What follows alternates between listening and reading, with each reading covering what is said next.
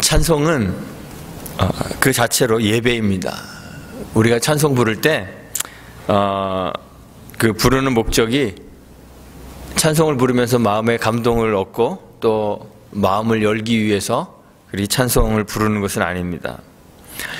찬송이 세속의 다른 노래들과 다른 음악들과 다른 것은, 세상의 음악들은 다 우리 사람들을 즐겁게 하기 위한 그런 도구이지만, 찬송은 그 일차적인 목적을 우리 사람에게 두지 않는 것입니다. 우리 자신에게 두지 않고 그 찬송의 대상을 노래하는 것입니다. 가끔 이제 TV 같은 데서 북한 관련 방송들을 보면요, 북한 사람들이 부르는 노래들이 나오잖아요. 그런데 북한 사람들이 부르는 노래들은 다 내용이 뭐죠? 아바이 수령님을 그 찬양하는 거, 그의 은덕을 기리는 그러한 노래들을 불러요. 탈북하는 사람들의 이야기를 들어보면 남한 노래 듣다가 탈북한 사람들이 많더라고요. 근데 왜 남한 노래를 그렇게 좋아할까? 이렇게 생각해 보면, 그 남한 노래는 그 내용이 아바이 수령을 찬양하는 것이 아니라 자기의 감정을 건드리고 자극하는 것이기 때문에 참 좋아하는 것 같아요. 우리도 찬송할 때 우리의 감정을 이렇게 만지는 음악을 선호하는 경향이 있습니다. 그래서 이 찬양만 들으면 막 가슴이 뭉클뭉클하고 눈물이 막 흘러나오고 그러한 찬양들이 있어요. 그런 거를 좋아해요. 그래서 찬양 좋아하는 것들을 이렇게 보면 다 서로 다르잖아요. 서로의 감정이 다 다르기 때문에 좋아하는 것들이 다 다릅니다. 지금도 많은 교회들이요, 공예배가 시작되기 전에 한 서너 곡 찬양을 이렇게 먼저 찬양팀과 함께 부르면서 그 시간을 마음을 여는 찬양, 이렇게 이제 이름을 붙이는 경우들이 많이 있더라고요. 과거에는 준비 찬송이라는 용어를 사용했습니다. 그래서 준비 찬송 몇 곡 부르고 그리고 예배 시작하겠습니다. 그러면서 준비 찬송 하시면서 저 뒤에 있는 분들 다 앞으로 이렇게 나오세요. 그렇게 이제 얘기하고 준비 찬송을 불렀어요. 그런데 찬양을 중요하게 생각하는 교회 음악가들이나 아니면 목회자들이 찬양이라는 것은 그 자체로 예배이기 때문에 그 찬양의 대상이 하나님 한 분이어야 하고, 그래서 찬양 자체가 주이지 예배를 준비하는 시간으로 격화시켜서는 안 된다, 이런 이제 가르침을 많이 가르쳤습니다. 그래서 요즘에는 준비 찬양이라는 용어가 교회에서 많이 사라진 것 같아요. 그런데 사실 마음을 여는 찬양이라는 것도 그 찬양의 목적을 하나님이 아닌 우리 자신에게 두는 것 같은 그러한 뉘앙스가 있기 때문에 사실 그렇게 바람직한 용어는 아니다, 이런 생각이 들어요. 찬양은 그 자체로 예배입니다. 찬양이 예배라는 것이 내포하고 있는 의미가 있는데, 그것은 바로 찬양이라는 것은 신자가 마땅히 해야 될 의무라는 것이에요. 우리 신자의 의무는요, 교회가 이렇게 정한 신자의 의무들을 보면 예배하는 거, 그 교회의 사명 보면 예배하는 거, 양육하는 거, 교제하고 선교하는 거, 이런 것들이 포함되잖아요. 그래서 예배라는 것은요, 의무입니다. 그런데 찬양이 그 자체로 예배이기 때문에 찬양은 성도들이 마땅히 해야 될 의무입니다. 이사야 43장 21절에서 하나님이 이 백성은 내가 나를 위해서 지었다, 그런데 나의 찬송을 부르게 하려 합니다, 그렇게 말씀하시잖아요. 찬송은 단순히 기독교적 색채가 깃들어져 있는 그러한 음악이 아닙니다. 만약 그렇다면 세속의 음악과 같이 내가 하고 싶을 때 하고 하기 싫을 때 안 해도 되는 그러한 단순한 노래일 거예요. 그런데 찬양은 단순한 노래가 아니라 찬송입니다. 의무가 되어서 신자가 반드시 해야 되는 것이라는 거예요. 북한의 경우를 봐도 그렇잖아요. 북한의 노래들은 다 찬송가입니다, 사실은. 김일성을 찬송하는 찬송가죠. 그래서 김씨부자를 찬양하는 노래를 하고 싶다고 하고 하고 싶지 않다고 하지 않을 수 있는 건 아니잖아요. 그 자체가 의무이기 때문에 항상 그런 노래를 불러야 되는 거예요. 그래서 우리 성경을 보면 신자들에게 하나님을 찬송할 것을 명령합니다. 오늘 우리가 읽은 시편 33편 1절에서도 너희 의인들아 여호와를 즐거워하라. 찬송은 정직한 자의 마땅히 할 바로다. 이렇게 명령함으로써 여호와를 즐거워하고 그 여호와를 찬송하는 것이 하나님과의 특별한 관계 안에 있는 이 하나님의 백성들의 의무임을 분명히 보여주고 있어요. 찬송도 그냥 목소리만으로 하는 것이 아니고 오늘 성경에 보니까 수금으로 10줄 비파로 찬송하고 또 새 노래로 즐거운 노래로 아름답게 노래하라 그랬습니다. 저희는 6줄 비파로 찬송하는데 악기들을 다 동원해서 정말 모든 것을 동원해서 노래하는 거예요. 그래서 찬송하실 때 박수를 좀 치셔도 괜찮습니다. 우리 교회는 다 너무 점잖으셔갖고요. 그냥 뭐 이렇게 즐거운 노래 해도 한 표정, 좀 슬픈 찬양을 해도 한 표정 다 그런데요. 박수를 치시고 내 손을 하나님께로 들고 그리고 찬송하셔도 괜찮아요. 그렇게 하라고 또 성경에 보면 손을 들고 찬송하고 손뼉 치고 찬송하고 그러한 성경 본문들이 꽤 많이 있습니다. 새 노래로 노래하라 그러는데요. 이 새 노래로 노래하라는 것은 매번 새로운 음악을 작곡해서 불러야 된다는 그런 뜻은 아닙니다. 뭐 1600년대 그리고 1750년까지 그때를 음악사에서는 바로크 시대라고 부르는 것 같아요. 그런데 그 바로크 시대에는요, 교회에서 음악을 연주할 때 과거에 연주되었던 음악을 예배 시간에 다시 연주하는 것을 마치 먹다 남은 음식을 제물로 바치는 것처럼 그렇게 생각했다 그래요. 그래서 작곡가들이요 매주일 새로운 그 곡을 작곡하고 연주했다 그래요. 그래서 작곡가들이 엄청난 양의 그 곡을 작곡해야 되잖아요. 그러니까 표절이 막 비일비재했다 그러는데요. 유명한 오라토리오 메시아를 쓴 그 핸델도요 표절의 달인이라 그랬습니다. 그래서 교회 그 음악사에서 이 핸델은 사기꾼이나 도둑놈 이렇게 불리기도 한다 그럽니다. 바하도 굉장히 유명한 음악가죠. 근데 이 라이프치히의 그 성 토마스 교회의 음악을 담당하고 있었는데 그 교회에서 매주일마다 연주될 칸타타 곡을 작곡을 해야 됐기 때문에 바하의 곡들도 보면 그 표절, 남의 것도 표절하고 또 자기 것도 표절하고 그런 표절한 것이 수백 군데가 이렇게 나온다 그래요. 그런데 새 노래로 노래하라는 것은 이렇게 새로 작곡한 곡을 매주일마다 불러야 된다는 그러한 의미는 아닙니다. 새롭다는 것은 시간적인 의미도 있지만 질적인 의미도 있어요. 질적으로 새로운 노래를 부릅니다. 우리 사람들을 보면요, 전과 동일한 사람이지만 그리스도 안에 우리가 속하게 되면 이 세상과는 다른, 이 세상에 속하지 않은 새 사람이 되는 거잖아요. 그렇죠? 그런데 우리가 새 사람이 됐다 그래서 어제의 나와 오늘의 내가 완전히 다른 존재가 되는 것은 아닙니다. 그런데 우리는 그리스도 안에서 세상에 속하지 않은 새 사람이 돼요. 하나님을 사랑하고 이웃을 사랑하라는 계명도 구약 성경에 다 나오는 계명입니다. 그런데 그 계명을 주님이 주시면서 새 계명이라 그랬어요. 왜 그것이 새 계명이 될까요? 새롭게 만든 계명이기 때문이 아니라 예수 그리스도를 통하여 우리에게 나타난 그 하나님의 사랑으로 사랑하는 그 사랑이 되기 때문에 그렇습니다. 전에 세상에서 사랑하던 사랑과는 다른 그런 질적으로 다른 사랑을 우리가 그리스도 안에서 할 수 있기 때문에, 할 수 있게 되기 때문에 새 계명이 되는 거예요.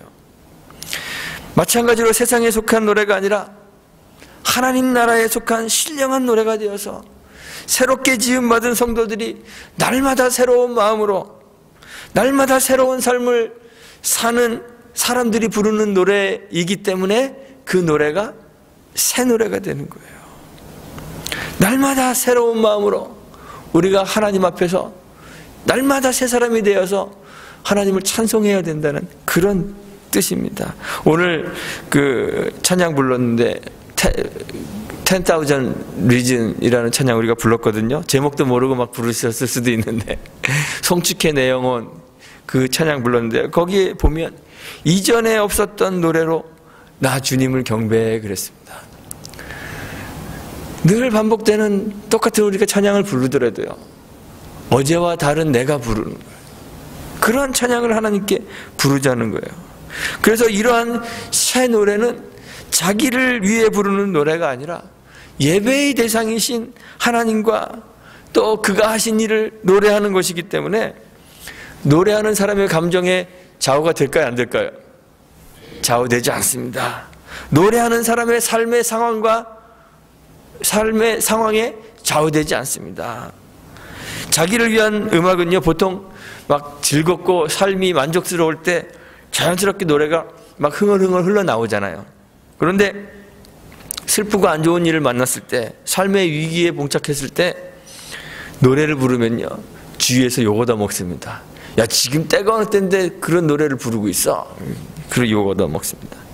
그런데 하나님 찬송하는 이 찬송은 신자의 의무이기 때문에, 그리고 나의 삶의 환경을 노래하는 것이 아니기 때문에, 나를 위해 노래하는 것이 아니기 때문에 삶의 상황과 상관없이 찬송을 해야 되는 거예요.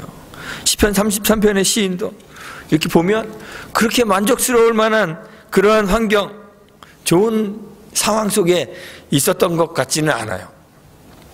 22절에 보니까요, 마지막 22절에 여호와께서 그 종들의 여호와여 우리가 주께 바라는 대로 주의 인자하심을 우리에게 베푸소서, 그렇게 노래하고 있습니다. 우리가 주께 바라는 대로, 무슨 말이에요? 뭔가 바라는 것이 있다는 거죠. 왜 바랄까요? 결핍이 있기 때문에 바라는 거예요. 뭐 결핍이 있습니다. 어떤 삶의 위기가 있을 수 있다는 거예요. 그다음에 인자함을 베푸소서. 시인이 지금 주님의 인자하심을 의지해야 할 만한 그런 처지에 있다는 것을 알 수 있어요. 주님의 자비와 도움이 필요하다는 거예요. 그런 상황입니다. 이런 상황이 어떠한 상황인지 우리가 자세히는 알 수는 없지만 본문을 유추해 보면 어떤 사건과 연결되어 있는지 좀 생각해 볼 수 있어요. 16절에 보니까 시인이 노래하는데 많은 군대로 구원 얻은 왕이 없다 그래요. 그리고 용사가 힘이 커도 스스로 구하지 못한다. 17절에서는 구원함에 말은 헛것이다. 이 말은요, 월드가 아니라 홀스예요. 타고 다니는 말. 큰 힘으로도 구원할 수 없다, 이렇게 언급해요. 이 모든 것이 사실은 전쟁과 연관된 용어들입니다. 군대, 용사, 이런 건 당연히 전쟁과 연관되어 있고요. 말은 그 당시에 주로 전쟁하는 데 사용했어요. 일상생활에서는 물건을 옮기고 할 때는 나귀를 사용하고요, 전쟁에 나갈 때는 말을 사용합니다. 말과 병거가 전쟁의 중요한 자산이었습니다. 그러니까 이 시편을 쓰고 있는 이 시인의 상황은 전쟁과 연관되어 있는 그러한 상황이었을 것이다, 유추해 볼 수 있어요. 그래서 성경을 연구하는 학자들 가운데는 이 시편 33편이 막 강력히 팽창해서 주변국들을 점령하고 있는 아수르와 관계가 있지 않을까, 이렇게 생각하는 사람들이 있어요. 아수르가 팽창해지니까 팔레스타인 지역에 있는 사람들, 그 나라들이 이제 동맹을 맺습니다. 그래서 아수르와 대적하게 되는데, 이 아수르 왕 사네립이 이 동맹한 그 팔레스타인 지역을 막 점령하고 여러 도시들을 파괴합니다. 그래서 예루살렘도 포위가 되고 그 나라의 존폐 위기가 닥쳐오는 그런 상황이 있었습니다. 아마 그런 상황 속에서 이 노래를 부르지 않았을까. 그 위기를 극적으로 극복하게 되는데 그때 아마 이 노래를 부르지 않았을까, 이렇게 사람들이 생각하기도 해요. 그런데 물론 정확한 것은 아니죠. 성경이 본 시편의 저자가 누구인지도 알려주지 않고 또 어떠한 상황 속에서 지어 부른 노래인지 알려주지 않기 때문에 시인과 시인의 공동체가 속해 있는 상황이 어떠한지는 우리가 정확히 알 수는 없어요. 그러나 유추할 수 있는 사실이 있습니다. 그 한 가지는 뭐냐면 이 시인이 속해 있는 공동체가 일종의 국가적인 그런 위기 속에 처해 있다는 거예요. 전쟁의 위험 같은 그런 위기에 처해 있다는 것입니다. 군사적으로 힘이 필요한 그런 상황 속에 있다는 거예요. 외세의 그 군사적 압력으로 핍박받고 있는 그런 위기의 상황 속에 있음을 유추해서 짐작할 수가 있는 거죠. 이런 상황이 사실은 노래할 만한 그러한 상황은 아닙니다. 여호와를 즐거워하고 감사하고 오늘 시편이 말하는 것처럼 즐거운 소리로 공교히 연주하면서 여호와를 의지할 만한 그런 상황으로 보이지는 않는다는 것이죠. 지금 상황에 필요한 것은 이 군사적 전쟁의 위기를 해결할 수 있는 강력한 힘입니다. 고대의 국가들을 보면요, 내가 힘을 보유하지 못하고 있을 때 군사적 약점을 보강하기 위해서 어떤 일을 할까요? 주변에 있는 나라들과 동맹을 맺습니다. 그래서 도움을 얻습니다. 그래서 동맹하여서 군사력을 보충하고 그 나라의 대적을 방어하는 거예요. 침략에 대처하는 거예요. 성경에 이스라엘과 유다도 보면요, 아람하고 또는 모압하고 암몬하고 또는 애굽이나 아수르, 바벨론 이런 나라들과 연합하여서 전쟁을 수행하는 그러한 사건들이 많이 있습니다. 유다와 이스라엘 왕들이요, 아수르를 의지하기도 하고 바벨론을 의지하기도 하고 이집트와 같은 크고 강력한 나라들을 의지하고 그들의 도움을 받는 경우들이 참 많이 있습니다. 그래서 국가의 위기가 있을 때 왕들이 사신을 보내서 자기 나라에 있는 금은 모화를 다 끌고 모아서 그것을 조공으로 갖다 바치고 말과 병거와 또 군사들의 그 보충을 받습니다. 그런데 성경 속에서 하나님이 유대 민족에게 원하시는 것이 하나 있습니다. 뭐냐면 하나님을 의지하고 사람을 의지하지 말라는 것입니다. 어떻게 보면 성경 전체에 그 중심 요지라고도 할 수 있어요. 다윗과 솔로몬의 시대가 지나가고 난 후에 나라가 남북으로 갈리워지고 유다가 다른 나라에 많은 침략을 받습니다. 많은 왕들이 전쟁의 위협 속에서 수없이 많은 위기의 순간들을 경험했습니다. 셀 수 없이 많은 군사와 말과 병거를 이끌고 침략해오는 적군들을 맞이하는데 유다의 그 군사의 수는 항상 적어요. 얼마 되지 않는 군사로 수없이 많은 군사들을 상대해야 하기 때문에 열왕기서나 역대서를 읽어보면 유다의 왕들이 자주 두려워하고 어쩔 줄 몰라 했습니다.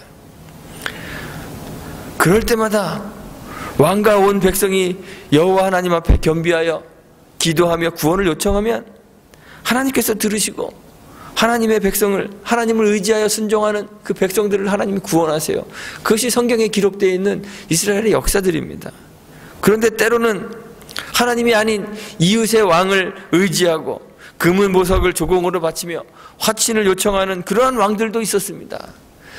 당장의 위기는 벗어나는 것 같지만 하나님의 진노와 책망을 벗어날 수가 없어요. 유명한 아사라는 왕이 있습니다.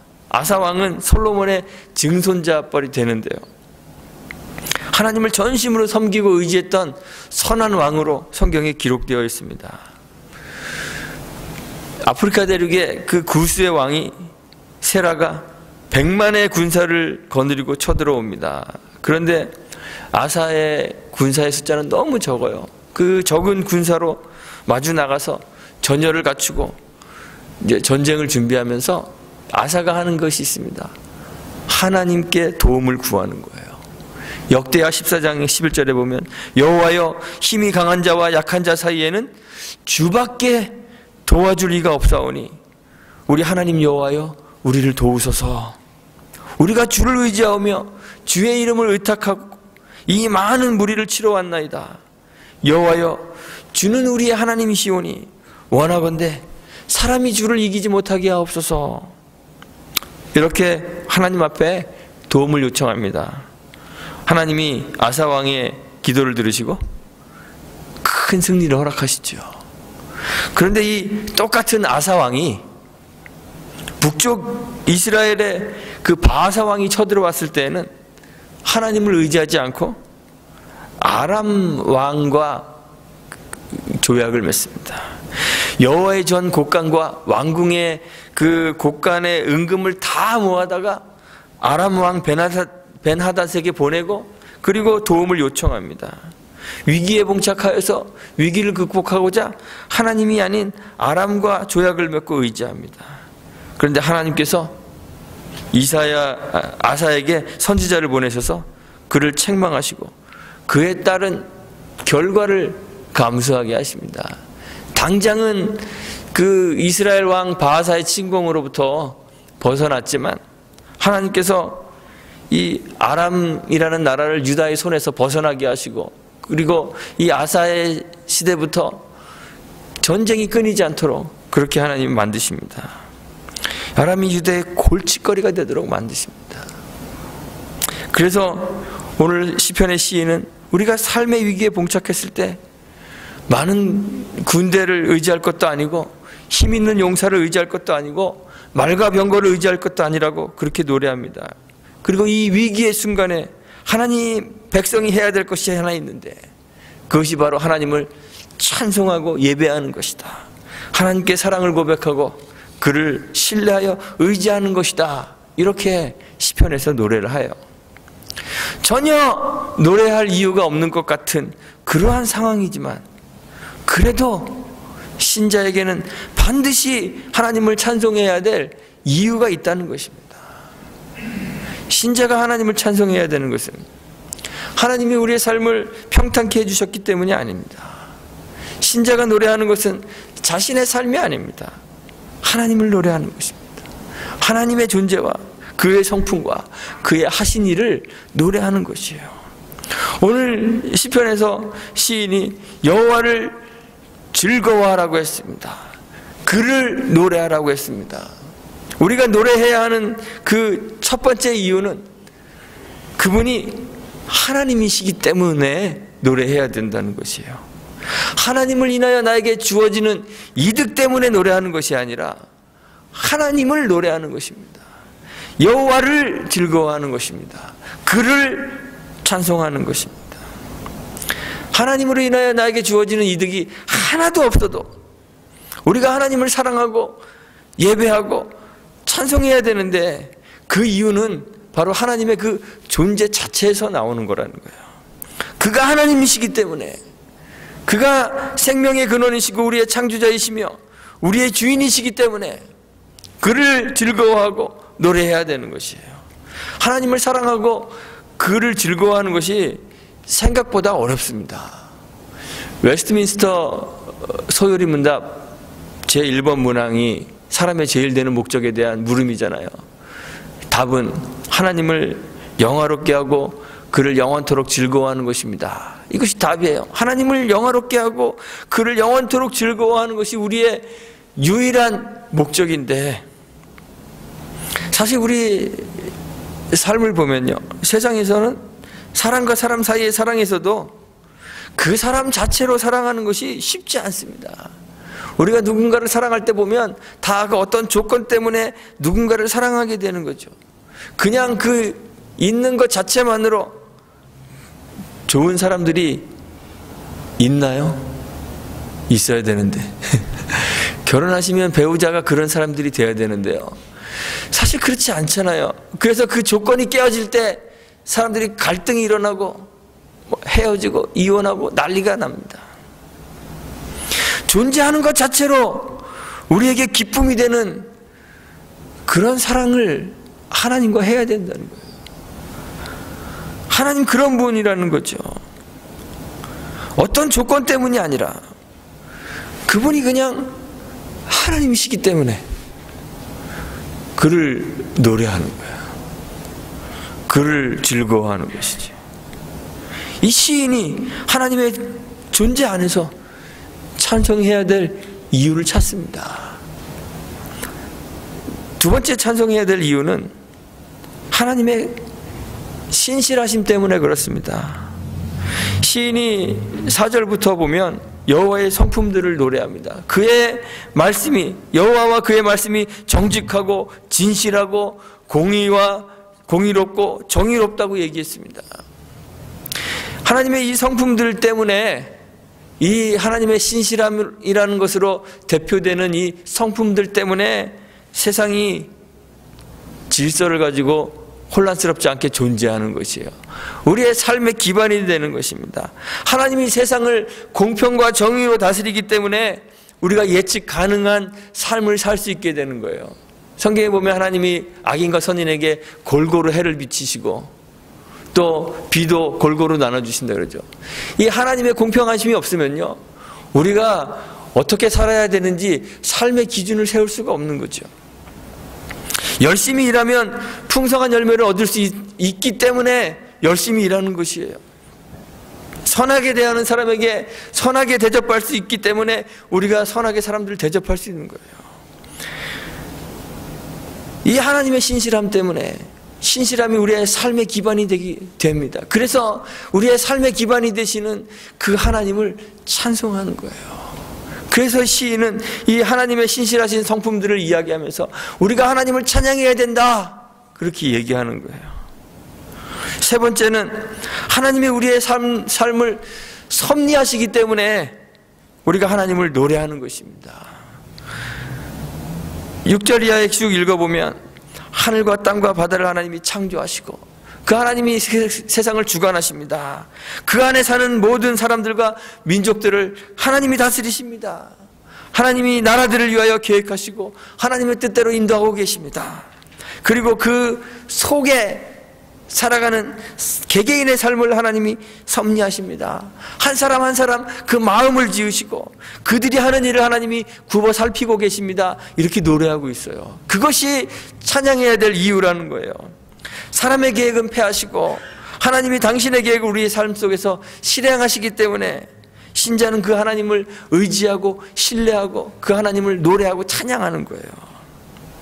세상이 선하신 하나님의 인도 안에 있기 때문에 궁극적으로 우리의 삶이 하나님의 그 선을 향하여 나아간다는 그러한 믿음을 가질 수 있게 되는 거죠. 그 하나님의 섭리 안에 있음을 우리가 노래하고 찬양하는 거예요. 세상에 많은 군대, 용사, 또 말과 병거 이런 것들을 의지하지 않고 우리의 인도자 되시는 그 하나님을 신뢰하고 의지할 수 있게 되는 거예요. 그 하나님의 섭리하심 때문에. 그래서 시인이 하나님을 찬송하는 것입니다. 오늘 시인이 하나님을 찬송하는 그 찬송의 이유들을 보면 시인 자신이 얻는 세상의 베네핏은 하나도 없어요. 그것 때문에 찬양하는 것이 아닙니다. 하나님과 하나님의 성품과 하나님이 하시는 일 때문에 하나님을 찬양하는 것이죠. 우리에게도 찬송은 의무입니다. 우리에게도 찬송은 마땅히 해야 할 삶의 본분입니다. 하나님을 찬송하는 그런 사람들이 되어야 해요. 찬송은 하고 싶다고 하고 하고 싶지 않다고 하지 않아도 되는 그러한 것이 아닙니다. 꼭 노래, 음악만을 얘기하는 것이 아니라 우리의 삶이 예배되게 하는 그러한 삶을 말하는 것입니다. 찬송할 이유가 없어 보이는 우리의 삶의 환경 속에서도 우리에게는 마땅히 찬송해야 될 이유가 있어요. 그래서 찬송해야 되는 거죠. 아까 제가 말씀드렸던 그 우리가 불렀던 찬양, 송축의 내용, 우리에게는 수만 가지의 하나님을 찬송해야 될 이유가 있습니다. 그러는데 사실 그 수만 가지를 압축하면 하나님의 존재에서 나오는 거예요. 우리에게 마땅히 찬송해야 할 이유가 없어 보이는 그런 삶의 환경 속에서도 우리가 노래해야 될 이유가 있다는 것입니다. 그래서 찬송해야 된다는 것입니다. 날마다 새 노래로 하나님을 찬송하시는 저와 여러분들이 되시기를 간절히 소망합니다. 하나님의 존재 자체가 우리에게 찬송해야 될 이유임을 좀 깨닫게 되기를 바랍니다. 하나님을 섬기는 것은, 하나님을 믿는 것은 하나님을 믿는 것입니다. 그런데 우리는 하나님 없이 하나님 믿는 경우가 많아요. 제가 지난번 설교 때 어린아이가 지은 아빠는 왜 필요한지 모르겠다 그 시 한번 읽어드렸잖아요. 그렇죠? 교회 다니면서 목사도 필요한 것 알겠고 장로도 필요한 것 알겠고 다 알겠는데 교회 하나님은 왜 필요하지? 이렇게 생각하는 사람들이 사실 있어요. 하나님 자체 때문에 우리가 예배해야 될, 하나님 찬송해야 될 이유가 있음을 깨달아야 됩니다. 하나님이 주실 그 무엇, 어떤 조건 때문이 아니라 하나님 그분을 즐거워하는 성도가 되시기를 간절히 소망합니다. 우리 찬송가 있죠. 주 예수보다도 귀한 것은 없네. 그 찬송처럼 세상의 부귀도 명예도 행복도 세상 즐거움, 세상 자랑 다 버리고 없을 때에도 하나님 계시는 것만으로 즐거워하고 찬송하는 삶을 사시기를 간절히 소망합니다. 우리의 삶 속에서 하나님의 그 정직과 공의의 성품들을 발견하실 수 있게 되기를 바라요. 질서 있는 삶을 살 수 있도록 우리의 삶의 기반을 제공하시는 그 하나님을 우리의 삶 가운데서 여러분들이 좀 발견하시게 되기를 바랍니다. 그래서 그 하나님 때문에 내 삶의 기반이 되시는 그 하나님 때문에 찬송하는 여러분들이 되시길 바랍니다. 또한 하나님의 섭리를 깨닫고 하나님을 노래하시는 여러분들이 되시길 바랍니다. 하나님이 세계와 우리 인류의 역사와 우리 개개인의 삶을 인도하시는 그러한 분이시기 때문에 그를 신뢰하고 의지하며 그를 사랑하고 찬송하는 여러분들이 되셔야 돼요. 그러한 저와 여러분들이 되시기를 간절히 소망합니다. 그래서 우리 교회와 성도들이 삶과 신앙을 통해서 늘 하나님 앞에 새로운 노래를 부르시는 그러한 성도들이 되기를 간절히 바랍니다. 하나님 나라에서 부르는 그 새 백성의 찬송이 교회 안에서뿐만 아니라 우리들의 삶 속에서 끊임없이 흘러나오게 되기를 주님의 이름으로 축원드리고 부탁드리겠습니다. 함께 기도합니다.